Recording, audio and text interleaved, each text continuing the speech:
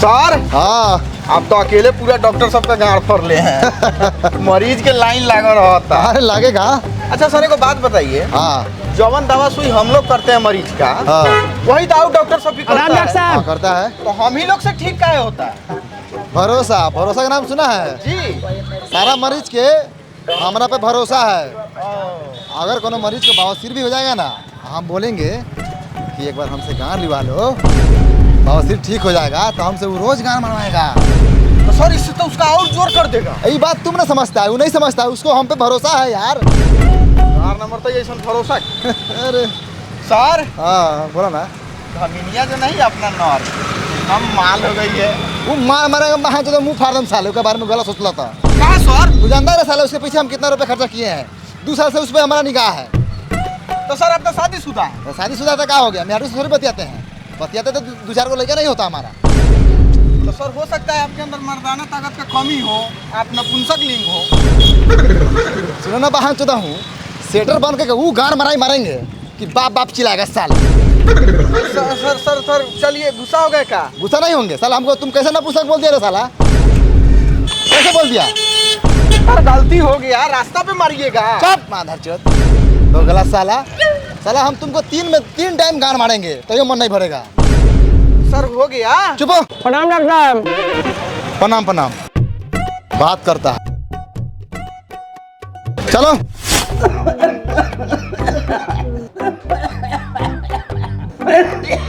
बारह हरामी बारह चाचा तू हे मर के तन का देर बर्दाश्त कर ना। काम सुन हो गल तोरा खोखला के मारे। बट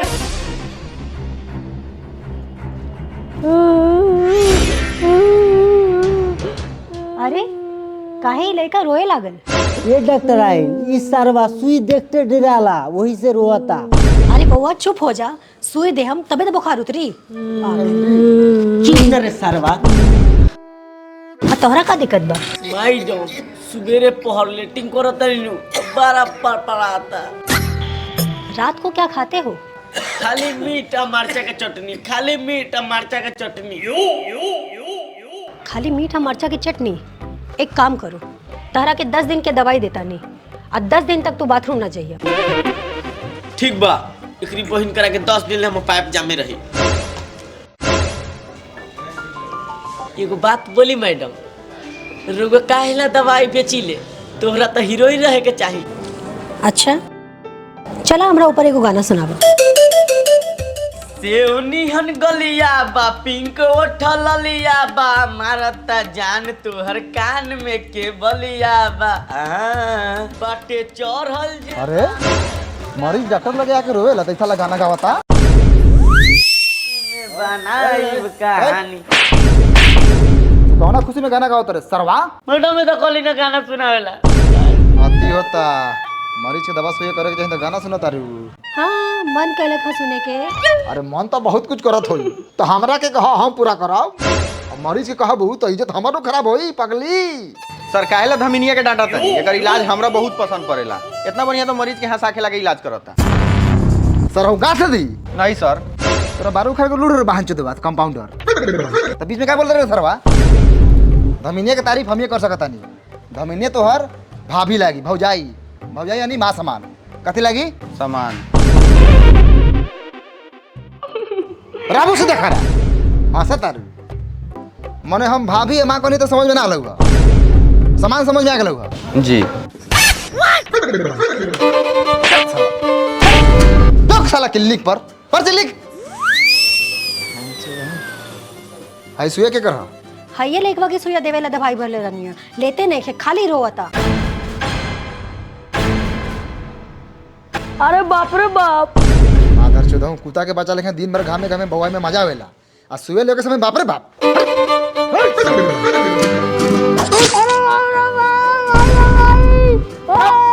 चुप साला।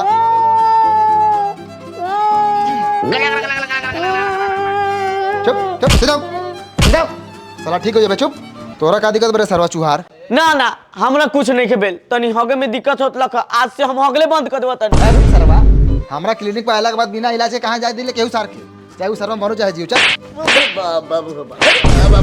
बाबू सन में खड़ा हो साला। साला बीमारी ठीक ना होई साले भगबा। अरे बुढ़वा मरे के समय हो जाएगा, आराम से मर जाए के चाहिए। तो कहती दवाई खा के छिछड़िए कटले बारा। डॉक्टर साहब रौरे हाथ में यही 2-4 साल जिया दे हम। 2-4 साल 6 महीने से बेसी नहीं जिए वाला, ओकरा भीतर मरबो। चाचा एगो हमर राय मानो, जा घर में आग लगा के धनक जा। जेहू सरकार के तरफ से 2-4 लाख रुपया मुआवजा मिल जाई तो तोरा लड़का फैका के तरी हो जाई। काहे ला दवाई में पैसा फंसा के 2-4 महीने जीब। जा पहले से मरा। जा जा जा। ए धमिनिया जी है दवाई खाना बंद कर, चलो क्लिनिक पर, वहाँ मरीज सबके भीड़ लागल बा। डॉक्टर साहब सुइया के पैसा लियो। ठीक बा, जो टाइम से दवाई खाइए, घामा में घूमिए मत। हमकी तबीयत खराब है तोरा महाताड़ी के समझ लिया। डॉक्टर साहब साला चल, तोरा पैखाना में नु क्लियर नहीं होत। तोरा कैसन दवाई दे हम कि सटा सट हक दे। चल छोड़ दो। ए धमिनिया तू रोड धके आओ। ठीक बा आई। डॉक्टर साहब छोड़ दी। बिना इलाज के ले कहां छोड़बौ, चल सीधे क्लिनिक पर। का भेल डॉक्टर साहब, काहे परेशान बनी? अरे बिना इलाज करौले भागे के फिर आके बा, इलाज करौले बिना थोड़ी छोड़बई। आ ऊपर से पैसा के दिक्कत बा से अलग। पैसा के दिक्कत बा तो बिनोमो पर ट्रेड काहे ना करल? बिनोमो ई का ह? अरे बिनोमो एगो हॉनेस्ट ट्रेडिंग प्लेटफॉर्म ऐप बा जेमे तू ट्रेड करके पैसा कमा सकता रह। हाँ और एमे तोरा $10,000 के डेमो अकाउंट मिलले, जैसे तू ट्रेड सीख सकता रह। और जब तू ट्रेड सीख लेबा तब रियल अकाउंट में पैसा डाल के आराम से ट्रेड कर सकता रह। अच्छा ई तो बड़ा बढ़िया ऐप बा। अरे हाँ भाई, हमार होली में जितना खर्चा भेला नु सब बिनोमो पर ट्रेड करके कमैनी है। आओ तोरा के ट्रेड करके दिखाई ले। ई देखा ई ग्राफ बा, एमे देखल जाले कि ग्राफ अप जाई कि डाउन जाई। हम अप पर ट्रेड ले लेतानी।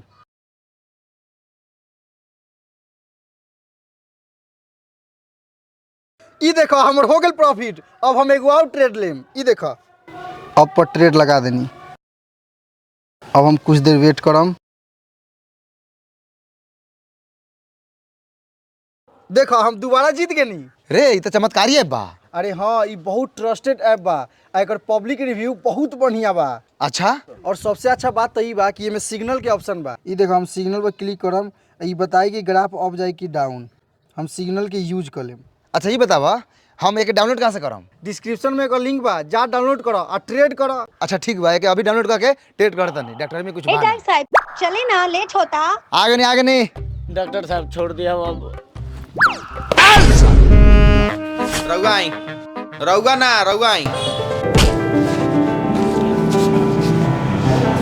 जी बोलल जाओ ना। का दिक्कत बा? पेट फूलल बा। अच्छा गैस वैस बन गेलो। नाम बतावा।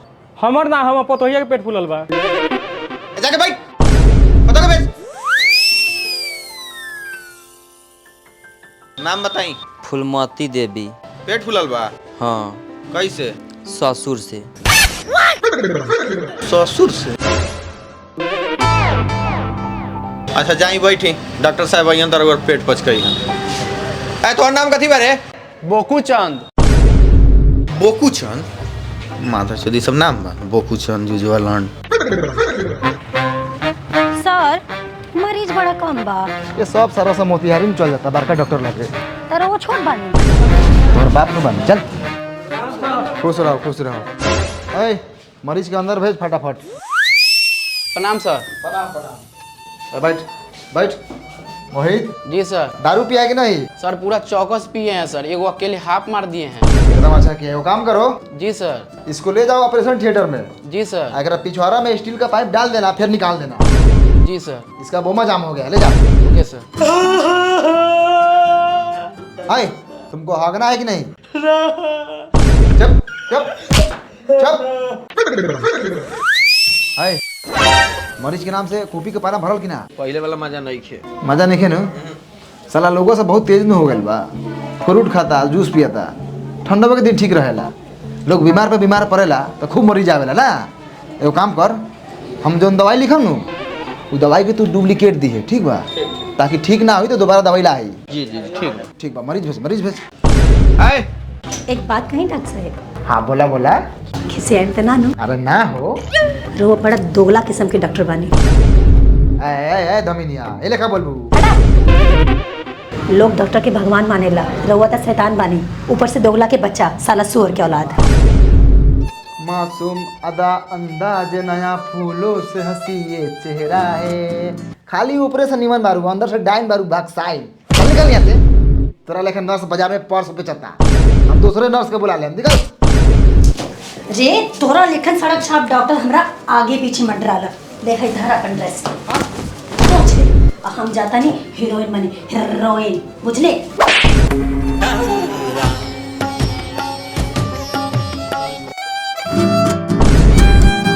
और साला हरामी डॉक्टर मोगत छेन रहा। सर अरे आओ बैठा बैठा। का दिक्कत बा तोरा? जी पेट फूलल बा। पेट फूलल बा? जी कितना दिन से? 3 महीना से। 3 महीना से? हाँ। अच्छा टेंशन मत लो, अभी पचका दे हम तोहर पेट। हाय हाँ तो है तक नहीं आवा डॉक्टर से नानू ले जाए के। डॉक्टर सब चीज तोहर देख लियन तैयो दिक्कत ना हुई। हाँ अरे ये तो बड़ा खुशी के बात था। तोरा खुशी मनावे के चाहिए, मिठाई बटावे के चाहिए। तोरा पेट में 3 महीने का लड़का बा। का खुशी मनाई, भतार तो 2 साल से बाहर बाटे। हटार 2 साल से बाहर बा तो 3 महीने का लड़का के करवा? ससुर के। अत्री बहनी ससुर के? कहाँ बा ससुर तो है? जी है देवानी। रे सारवा ई कौन कुकर्म करे बारे रे साला? साफे रिश्ता के तार तार कहले बारे। तोरा पतो हो ना चले रे माधर छोड़। डॉक्टर साहब एक दिन पीले खैले रहे, कि हम मेहरारू के साड़ी पहन के सूत गए रहे, यही से गलती से हमरा मिस्टेक हो गई बा। डॉक्टर साहब हम बेटा विदेश रहेला, अब विदेश से आए वाला बा, जितना रुपया लागी हम लगाए, लेकिन लड़के गिरा दी। जी बात करता रे यार, लड़के कोनो छत तो बाकी ढकेल के गिरा दी। यहाँ ऐसा काम नहीं होता है, समझा? चल निकल बाहर। सती जी जी बाहर निकल के 2-4 फट मारू साला के। चलो मारो चल। ए चला उठा जा, यहाँ उसा काम ना होकेला। मजा मारे में मजा है। अरे बाप रे बाप, अरे बाप। हेलो डॉक्टर साहब जल्दी आई खचाकपुर में, इमरजेंसी बा। कैसे? अरे मुर्गा के चमड़ा खा के 10 गोरा बेहोश बा। अच्छा ठीक बा, पहुंचता नहीं, तुरंत पहुंचता नहीं। शशि जी जी सर। अरे जल्दी जल्दी दवा सुइया छुरा छोड़ी, पानी सुइया सब कसिए बैग में। चलिए गांव में 10 गोरा बेहोश बेरे 10 गोरा। सर ये लोग? अरे उस सबको भी वहीं बुला लीजिए। चलिए आप लोग गाँव में चलिए, चलिए वहीं इलाज होगा। शांत रहो, डॉक्टर बेदर्दी के फोन कर देले बानी, आउते होइयन। और खा मुर्गा के चामर है, अलार बापात के मार जा हमरा। इचारे में मरियो जाए तमक करे जे सबर को के अमर हो जाए, एकरा पारला के मारे ये जवानी में पिछावला लोग के सूती ले। ए संतु बहू, ऐसे नानू बोले के मर्द के पास ऑक्सीजन होला, मर्द के पास सूंघला से तोर फेफड़ा मजबूत होई।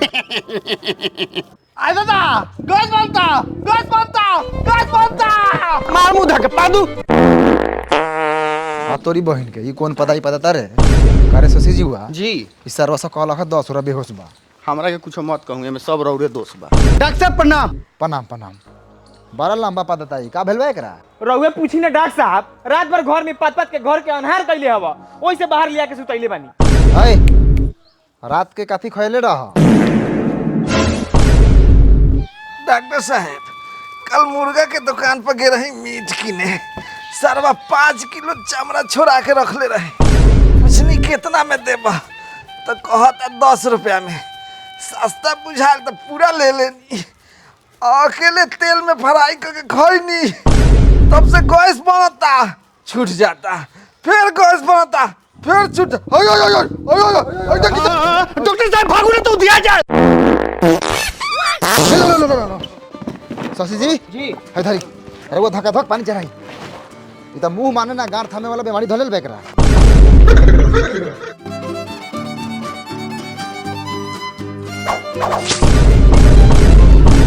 अरे पेट में सुई कौन डॉक्टर देवेला? बाबू गैस जो इनका बनता ना तो गार के द्वारा निकल ही जाता, लेकिन पेट में सुइया ये देनी है कि पेटवा में छेद हो जाए तो गैस बनत रही निकलत रही, बनत रही निकलत रही।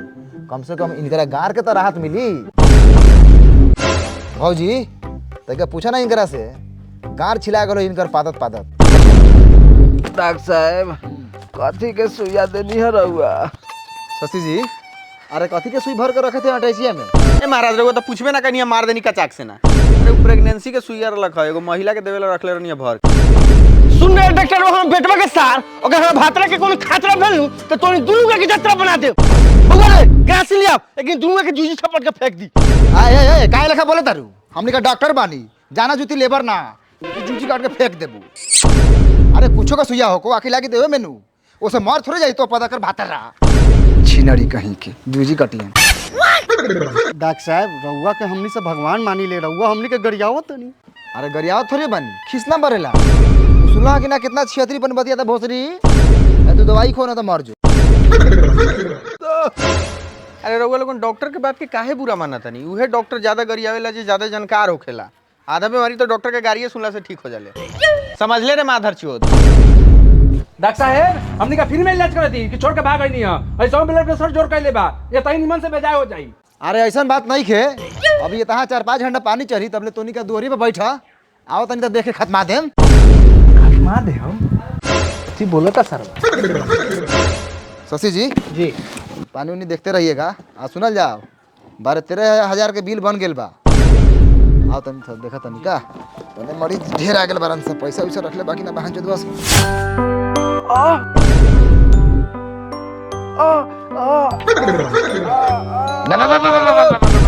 मेहरारू बरे का कि आहू कहले बड़े सांतरा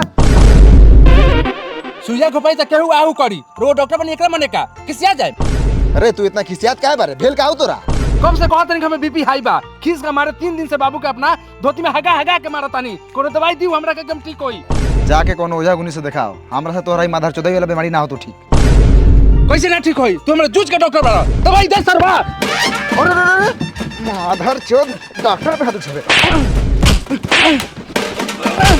शशि जी ए डॉक्टर पिता समान होखेला पिताजी के छोड़।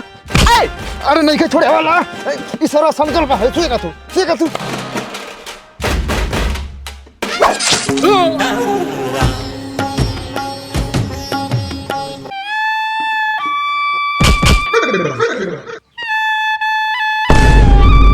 डॉक्टर साहब तो मर गेल।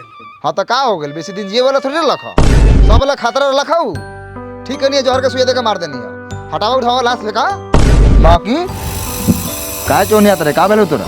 डॉक्टर साहब दिल टूट गेल बा, दिल जोड़े वाला कोनो दवाई दियाओ। दिल टूटल बा? दिल में हड्डी होला का शशि जी? ना ऐसा तो हम कोनो पढ़ाई नहीं की कैले।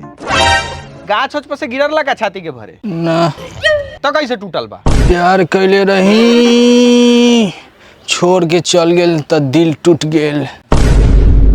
माधर चोद ई त कोठा के काउंटर समझ के आयल बा। अरे ई साला कोठा बा मैं खाना हो मारम साले ऐसा चटी की पैखाना कर देबे तही जो साला जाके दारू पी ठीक हो जाता। डॉक्टर साहब हमरा के ऐसा दवाई दियो कि खा के सूत रही आ सुतला के बाद उठबे ना करी।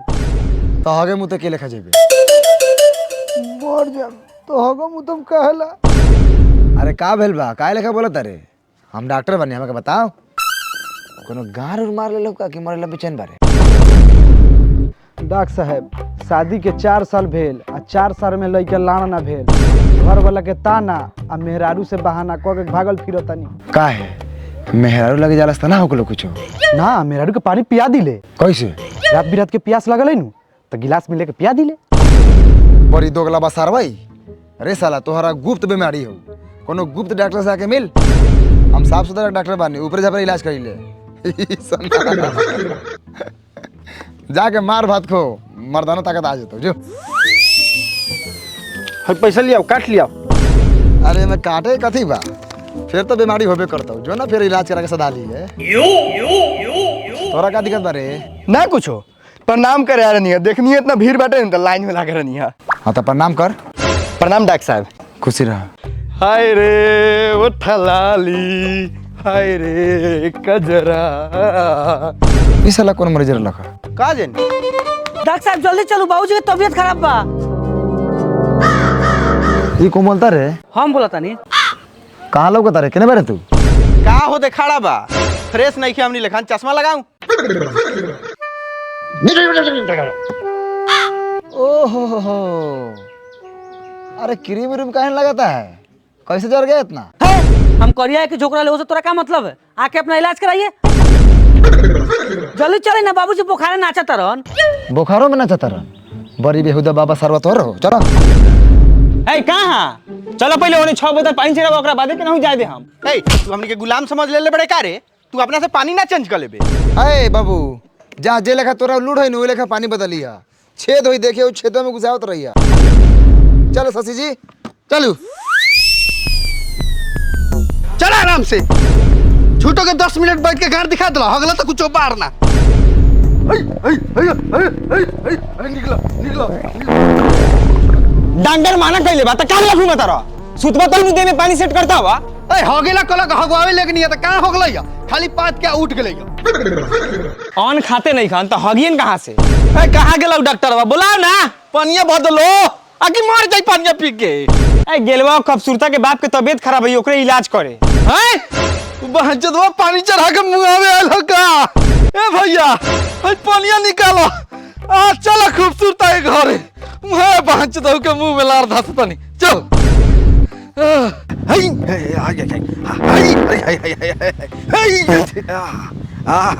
बहुत बढ़िया। आई डॉक्टर साहब बाबूजी हुआ बोलो। अच्छा आगे बानी घबराला की जरूरत नहीं खे आला पर थोड़ी कोई दिक्कत होई। जा हमारा गिरला बा तोरा मजा त आई गेलो तो यही से बहान से तोरा को दिन क्लिनिक बंद करके मरलन यही कारण। कथी कथी माने रघु हमरा वजह से गिर गनिया। रे सरवा पहले तोरा चले के लुराऊ पानी है गिरल त तोरा देख के न चले के चाहिए। आराम साले अकेला साले ठीक हो जाइबा। ई तो तय बा बाद में तो गांड त फरबे करम लेकिन ई बहान चोदवा के इलाज ना करो बेटा घर में हमरा सेफ्टी नहीं के बुझात। बताओ बताओ त गिर गनी गोड़ हाथ टूट जाता। यहाँ शादी ब्याह होता है कि दूसरा पंडित बुला के ब्याह करा ली। चल साला इलाज कर। भाई दवाई खा स्पेशल अफ्रीका के जंगल में से मंगैले बानी खा। पानी दा एकदम खाते टंटना जाई। कथी मन मिजाज टंटना जाई मने फ्रेश हो जाई और कुछ टंटनाए वाला उम्र नहीं के तोहार साला दोगला सोच वाला। अरे बाप रे बाप हाय टपलो बतावा तो ई डॉक्टर के दनाई विचार हो आधा छिया इलाज कोई लगा छोड़ के चल अइलक केने भाई सरवा ए साला रे रे। ए दस गोरवा गरियाते घर में ढुकता रे ई बात ठीक ना भेलो समझ ले। घर में जनानी से सुन ले है कि ना। ए त तोरा जनानी से के थोड़े पे गरियावत हो कि बिख पतले बारा। ए त केहू के का करिए बे हमरा घर में ढुकल बार आदमी को बच्चा लेकन बोल सुने बूढ़ हूं तोरा घर में घुस नहीं त दाई मतारी के नहीं के तार कि इतना पड़पड़ाइत रह केकरो दुख होई त गार गरम होबे करी। गार गरम बता हमरा लगे वो करिया बरफ बच्चों को बार चला लगा दी ठंडा जाए तुरंत। करिया बर्फ चोको बार का कहता डॉक्टर साहब ई त कहता घुमा फिरा के लेकिन एकर सीधा अर्थ भेल ई तोहर गार मारी। पापा गंदा बात बोल ले बा मार साले के।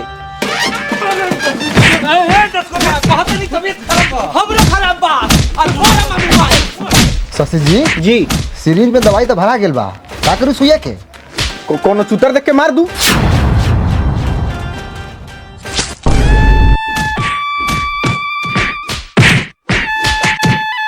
चलो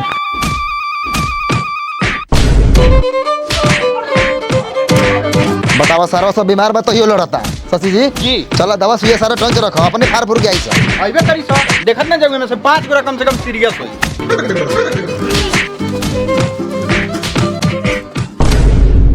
तो भाई लोग वीडियो कैसा लागल वीडियो अच्छा लागल हो तो वीडियो को लाइक करी और दबा के शेयर करी और चैनल के सब्सक्राइब करी। जा बिनोमो डाउनलोड करो और ट्रेड करो लिंक डिस्क्रिप्शन में देवल गेल बा। हाँ जल्दी सब्सक्राइब पूरा के 10 मिलियन पूरा दी ताकि हमनी के पास डायमंड प्ले बटन आ जाए।